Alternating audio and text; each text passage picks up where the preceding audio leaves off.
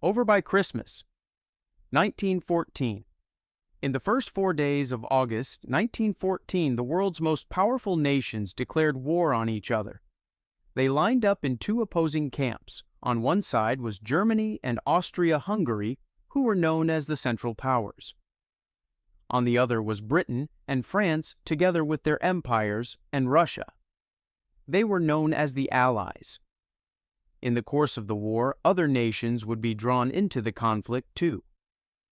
The Ottoman Empire and Bulgaria joined the Central Powers.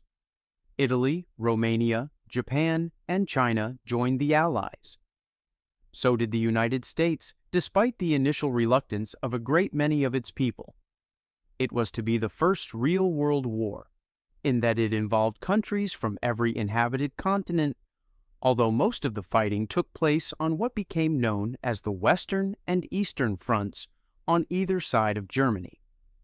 As news of the outbreak of war spread, crowds began to gather in the hot summer sunshine, congregating in the great squares and parks of Europe's principal cities.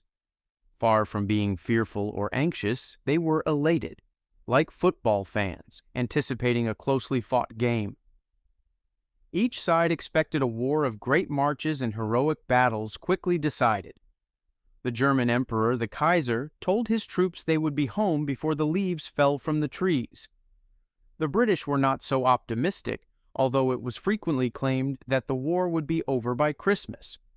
Only a few far-sighted politicians realized what was coming, including the British Foreign Secretary, Sir Edward Grey.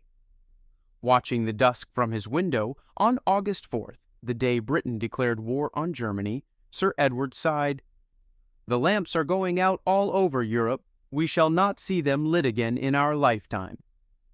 His melancholy remark had a deep resonance, for the world would never be the same. Grey and his fellow citizens were living in a strong and prosperous country with a vast empire.